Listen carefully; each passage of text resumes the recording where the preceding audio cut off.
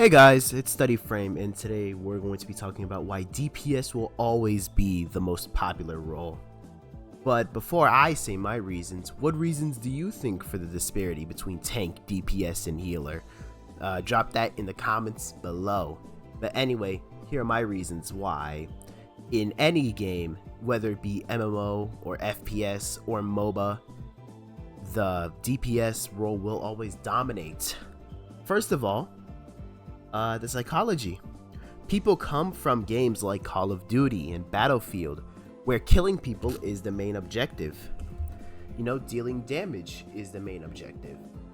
And so, people constantly talk about damage, whether it be through DPS scores in an MMO like Final Fantasy XIV, or KDAs in games like Marvel Rivals.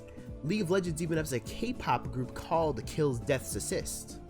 That's how popular the term is, right? And also, dealing damage and killing people is tangible because many games track your kill and damage. You fill up the kill feed with your kills and your deaths. And of course, people gravitating towards familiarity with games that they come from, like Black Ops 6 and Battlefield, where the main objective is to deal damage and kill them. I already said that point, but I messed up my flow. Let's do this. For the second reason, well, it's agency. You know, dealing damage is the main objective. In an MMO, if there's a raid boss, haha, you're gonna have to kill it. If there's a game where you have to deal damage to a tower or an ancient or a nexus, well, you have to deal damage, right? You don't have to tank or support if you just kill the other opponent. That's a typo over there. My apologies. And also the prevalence of the solo carry mindset where, oh, I can solo carry this game if I just play well enough because I can output more damage than anybody else. Shout out to Quinn. Nice one, bro, Chacho. Less reliance on teammates because you're already in that solo carry mindset. If I can't carry, then nobody else can carry the game, yeah? But also, less responsibility. People talk about how DPS is a sort of less important role compared to tanks or supports, right? So if you win, you contributed a lot to the win. But if you lose, just blame your tank and support. It's a really easy way to deflect blame and keep your ego tight. Ha! And for my third reason, I'd have to say popularity, you know?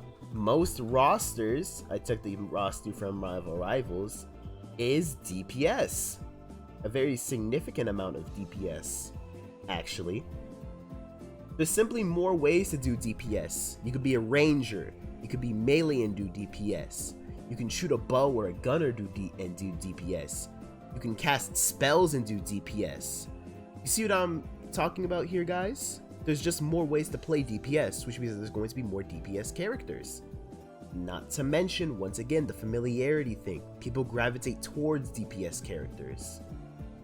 And also, the popularity of DPS feeds its own popularity.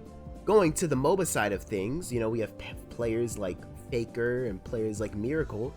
These guys were flashy mid laners that were popularized by their high damage mid lane heroes, such as Miracle Shadow Fiend, a high damage right clicker, similar to an ADC in League, kind of, and Faker's Ahri and Azir, both high damage heroes that sort of take over games due to the sheer skill that these players have. And also for the last reason, this one's more personal, it's just plain fun, man. You're shooting things, you explode, you know, like your kills light up the kill feed. I mean, look at the characters I play. I play Huskar, I play Storm Spirit, I play Queen of Pain. All of these are DPS damage dealers. They just do it in different ways, right? Most DPS characters are very flashy, very mechanically